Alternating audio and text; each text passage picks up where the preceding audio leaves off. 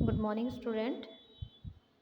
Class 9 भूगोल में first chapter स्थिति और विस्तार में हम लोगों ने कल पढ़ा था भारत की स्थिति के बारे में, जिसमें हम लोगों ने अक्षांश देशांतर, कर्क रेखा, मानक मध्याह्न रेखा और साथ ही साथ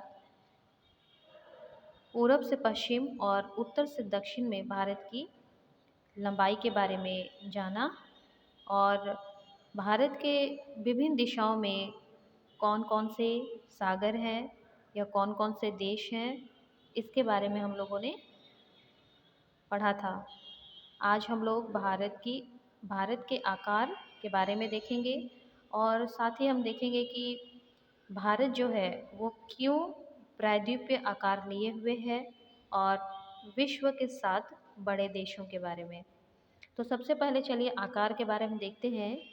यदि हम आकार की बात करेंगे तो क्षेत्रफल जो है भारत का वो है 32.8 लाख वर्ग किलोमीटर, अर्थात 32.8 लाख वर्ग किलोमीटर है, जो कि अगर विश्व के कुल क्षेत्रफल की बात की जाए तो उसका 2.4% है हमारा भारत का कुल क्षेत्रफल। और स्थल सीमा रेखा की अगर हम बात करते हैं तो उसकी कुल लंबाई है 15,200 किलोमीटर। तो स्थल सीमा रेखा जो है, तो भारत जिस ओर स्थल से घिरा हुआ है, तो आपका पश्चिम में राजस्थान और कुछ भाग गुजरात राजस्थान से होगा, राजस्थान से इस तरफ उत्तर होते हुए आपका पूरब में यहाँ म्यांमार, तो वहाँ तक आपका जो है स्थल का भाग होगा। तो इसकी कुल लंबाई है 15,200 किलोमीटर। और हम तटीय सीमा रेखा की अगर हम बात करेंगे तो उसकी लंबाई है 6,100 किलोमीटर। तो तटीय सीमा रेखा कहाँ होगी? तटीय सीमा रेखा वहाँ होगी जहाँ पर समुद्र होगा, जैसे आपका पश्चिम में गुजरात है और इस तरफ पूरब में जो है आपका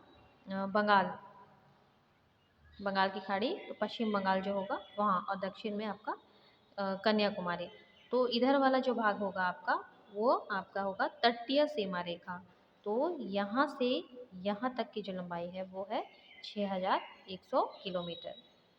अब हम आगे देखेंगे कि दक्षिण का जो भाग है, जिसको मैंने थोड़ा सा डार्क कलर किया हुआ है, ये थोड़ा सा त्रिभुजाकार आकृति लिए हुए है भारत का दक्षिणी भाग।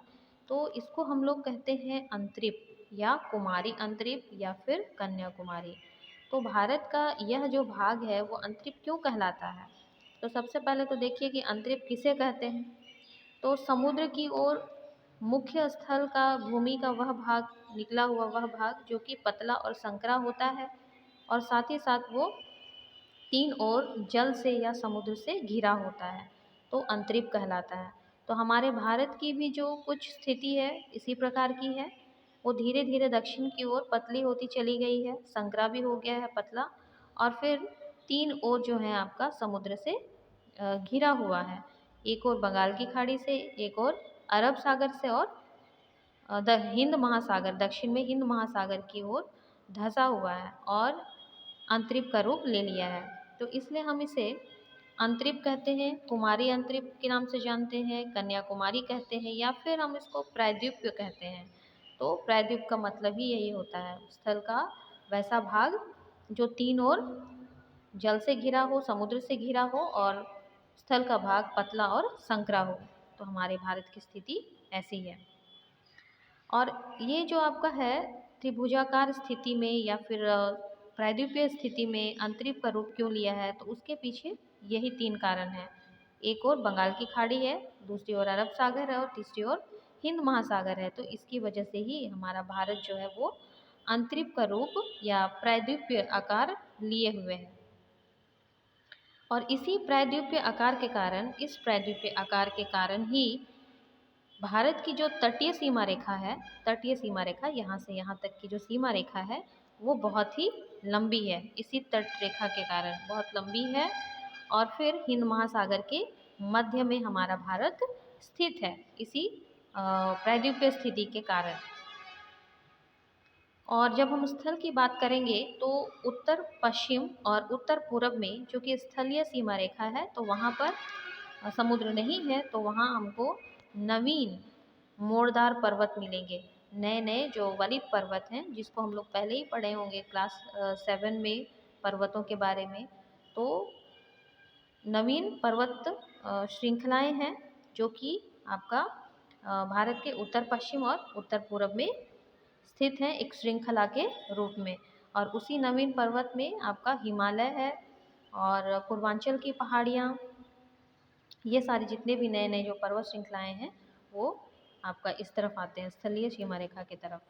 तो ये हो गया आपका भारत का आकार और प्रायद्वीपीय आकार का क्या कारण है, और स्थलीय सीमा रेखा में नवीन पर्वत श्रृंखलाएं। और आगे हम देखते हैं यहाँ पर विश्व के 7 बड़े देश।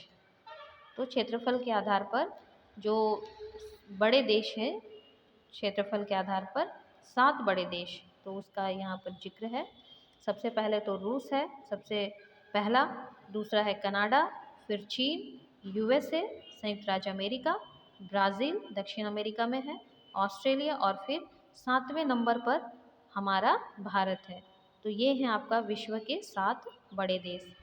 तो आज के क्लास में हम यहीं तक पढ़ेंगे। कल मैं आपको बताऊंगी अक्षांशीय और देशांतरीय विस्तार का क्या प्रभाव है हमारे पृथ्वी पर। तो आज के क्लास के लिए यहीं तक। Thank you.